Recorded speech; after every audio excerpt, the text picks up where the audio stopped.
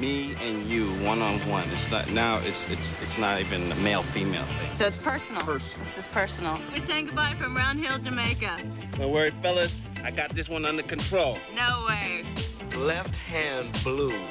Oh, man, why does Sports Illustrated do that to us every year? They love to torture poor defenseless men, don't they? Man, I look at the creases on those suits and I think, is that what I think it is? Anyway, former model Kim Delaney accidentally bills a man with the ultimate defense system, werewolf blood, and iron skin. It's Project Metalbeast with Barry Bostwick as the evil CIA chief, coming up next on Monstervision. And now, if you'll excuse me, I'm gonna go take a cold shower. I'll be right back, or I'm gonna do something.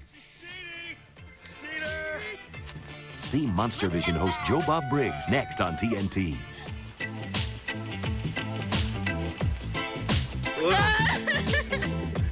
Cheating. Oh. Let's say goodbye.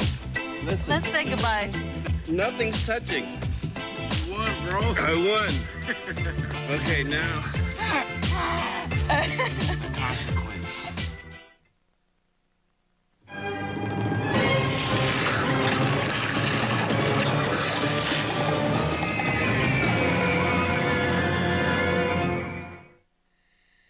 Hey, Joe Bob Briggs, and tonight we have the movie that catapulted Spin City's Barry Bostwick and the gorgeous Kim Delaney from NYPD Blue into television stardom. I'm talking about, of course, the actor's dream, Project Metalbeast.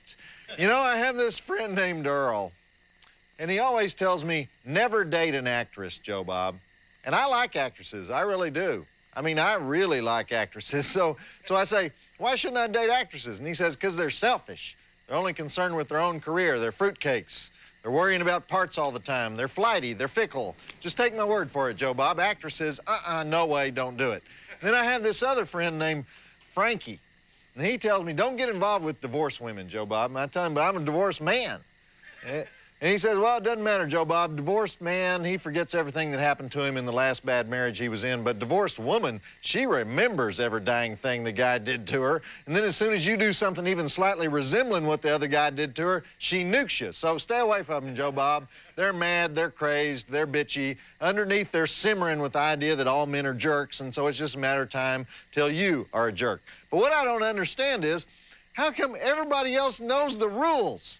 And I've never heard any of the rules. Where do you go to learn this stuff? I know there's a school somewhere, because at least 10 different people have recited to me the never date an actress speech. I've also heard never date a woman with children, never date a woman who likes to talk on the phone more than 5 minutes at a time. How many of those are there?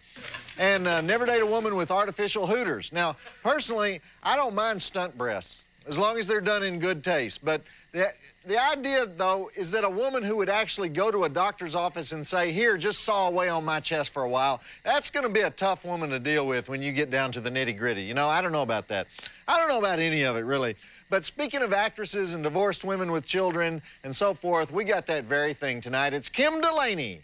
And Kim is in the middle of her experiments with synthetic tinfoil skin when Barry Bostwick gives her a cadaver to experiment on, a cadaver with werewolf blood in it, brought in specially from Hungary by the CIA for the use in creating superior combat agents. Don't worry, you get most of this right up front, but we'll do the drive-in totals later. Just check this out, and I'll be here with you. Kim Delaney, former teenage cover girl, Kim Delaney. And that's one of the rules, right? Never date a model. Who makes these rules? These rules need to be revised. Well, actually, a model, I agree with that one. Unless it's a nude model. Topless dancer. Great marriage material there. But if you inject this into a human, their blood will putrefy into pus. Their body will swell up like a balloon, accompanied by vomiting and fever, resulting in a horrifying death. I can't wait for that scene, can you? But it's worth it, right? Because the guy who just shot himself up with the werewolf blood will be a new kind of warrior with the instincts of an animal and the brain of a man. I'm going to live forever. How does he conclude that? Is there a rule somewhere that says werewolves live forever? Do werewolves get old? They lose their fur and lie around chewing their butts after a certain amount of time, don't they? I'm going to have to look into that. Here's those drive-in totals. We have 9 dead bodies, 1 reanimated body, 2 dead beasts, 1 fuzzy wang doodle, gooey arm covered in worms, multiple werewolf attacks, needle to the inner thigh, stomach ripping, steel rod through the foot, torpedo through the leg, exploding beast, werewolf cam, gratuitous chef, bazooka foo, 2.5 stars. Okay, commercials and then back to the flick. And that's Barry Bostwick, of course, as Colonel Miller on the very popular Spin City these days, playing the idiot mayor.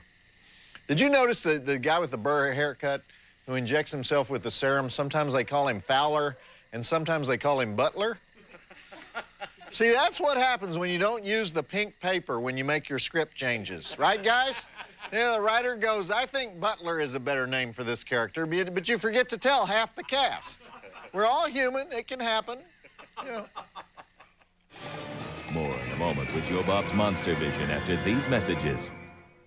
You'll be indestructible and under my control. That's what he said, right? This flick is just making up rules as it goes along, isn't it? How is Butler's body going to be in Barry Bostwick's control? Is there some kind of remote control mechanism on CIA werewolf warriors? Well, Kim Delaney has joined the picture, and that's good news. Kim made Project Metalbeast right before she got the part in NYPD Blue, so this was obviously the key turning point in her career. Got that show for her. Barry Bostwick, too. He got Spin City right after this. He was a big hit in the original production of Grease on Broadway, and then, of course, in the mega cult smash, the Rocky Horror Picture Show back in 1975. And then he just couldn't get his career back on track. He spent years doing B-movies and made for the Lifetime Network flicks, and then there was Project Metalbeast, so Barry Bostwick's big breakthrough role that caused everybody to notice him again. All right, roll the ads, and let's get back to it. What are we going for here exactly, though? Skin of steel, right? Steel skin attached to frozen cadavers for ill-defined military uses. Is that what's happening here? Well, that's as close as I can come at this point, so. More in a moment with Joe Bob's Monstervision after these messages. Project Metalbeast will return on TNT's Monstervision, hosted by Joe Bob Briggs. And get ready for the TNT original Freedom Song tomorrow night at 7 only on TNT. So Debbie the researcher finds a tiny speck of dirt and traces it to the Danube River near Budapest. What a genius that Debbie is, you know? I wonder if they had another scientist in the lab who said, no, I disagree, that's the Snake River in Idaho. Anyway, where'd they get that guy who plays the general? Is that the wimpiest general you've ever seen? They obviously spent all their money on Kim Delaney and Barry Bostwick, and they had to hire out of those acting schools for that one. So Butler is alive, right? That was a pretty good scene with the blood rising up out of the bullet holes, very ER. And that followed the complicated, I can't believe we had peanut butter and jelly for dinner time-lapse thing. Whoa, were they trying to save money with this one? All right, let's continue after the ads. South African actress Musetta Vander as Debbie, the sexy lab whiz and dirt clod expert. Don't you love the way Kim Delaney stands up to the evil CIA guy? That's immoral, Colonel. More in a moment with Joe Bob's Monstervision after these messages. Am I wrong, or is there a little subtext action going on between Kim Delaney and Musetta Vander? Never mind, the high sheriffs don't like me to talk about that stuff, but hey, how come in movies when somebody's working on a computer, the computer screen never looks like a real computer screen? You guys ever notice that? Yeah. Always looks like what the 1970s version of what we thought computer screens would look like in the future. You know what I'm talking about? Yeah. And if somebody like wants to call, they say, what do you need? You need the entire Keno payout schedule for Harrah's Casino Tahoe? You know, they hit the space bar and it all comes up. Anyway, speaking of computers, let me give out the Monstervision website address. It's tnt.turner.com/JoeBob. And while I'm at it, my email address is joebob@turner.com if you want to write in. And, okay, I don't want to hold up this great movie, so let's get the ads out of the way and continue with Project Metalbeast. I should also give the snail mail address, I guess. Not many people use that anymore. Care of TNT, 1010 Techwood Drive, Atlanta, Georgia, 30318. Why was Barry Bostwick suddenly sympathetic to the reanimated guy? Can't you give him a painkiller? He says, wasn't he torturing him about 5 minutes before that? Isn't that why he peed on that guy's shoes? More in a moment with Joe Bob's Monstervision after these messages. So Kim Delaney and her boyfriend just walk away. leaving the nervous, scared guy alone with the monster. Now, why did they do that? It was because they have stuff to do, right? They're busy. But you know what works when you want to capture a rabid half-beast, half-man with metal skin and a serious attitude, right? A fire extinguisher, of course, for when you don't have those inconvenient silver bullets handy. Did anybody pick up the homage they did to Darkman in there, the other synthetic skin movie made by the great Sam Raimi? In Darkman, the bad guys blow up Liam Neeson with one of those little dipping duck toys, just like the one the Beast smashed up a few minutes ago. And by the way, how come the Metalbeast cam is accompanied by aquarium noises?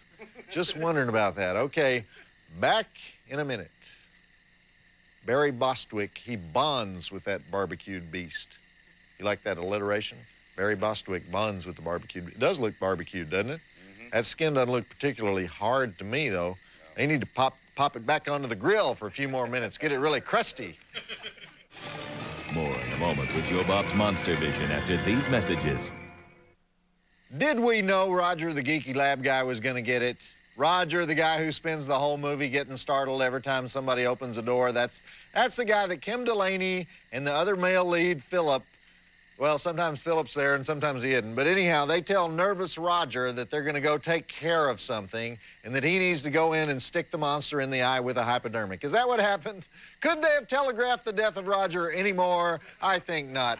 Meanwhile, Philip just found a bazooka in a broom closet and also somehow managed to melt down a bunch of the general's silver dollars using an old Bunsen burner and a variety of other equipment you'd probably normally find only in a methamphetamine clinic. And that's about it. Okay, after the ads, we'll be back. How come Roger couldn't just stab the hypodermic in that beast's face? I was looking at least 3-4 square inches of human skin still on his face. You guys know who plays the beast, right? No. Kane Hodder. Jason Voorhees from Friday the 13th, parts 7 through 9. Oh. Also played the human pizza in House 4. Remember when we showed that here? Kane is a Hollywood stuntman who specializes in deformed hirsute monster killers. Go Kane, good work. More in a moment with Joe Bob's Monstervision after these messages.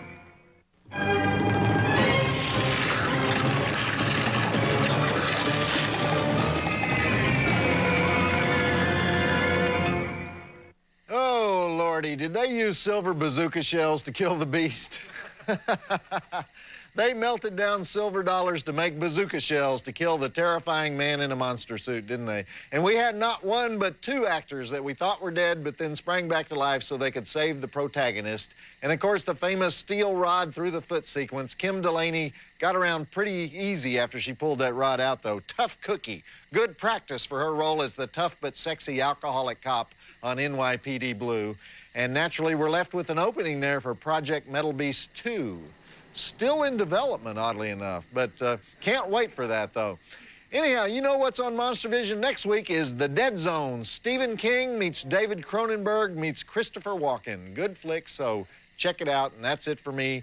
Joe Bob Briggs reminding you that when you do a good deed, get a receipt in case heaven is like the IRS. Did you guys hear about Jerry, this guy who's hired to play his trumpet on the score of a movie? Did you hear about him? No. He's especially thrilled because he gets to take 2 long solos on the score. So after he does these sessions, which go great, Jerry can't wait to see the finished product. So he asked the producer where and when he can catch the film.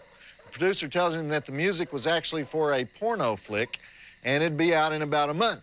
And he tells Jerry where he can go to see it. So a month later, Jerry goes to the theater, and he has his collar turned up and a pair of glasses on. He walks in, he sits way in the back of the theater next to this elderly couple who also seem to be disguised and hiding.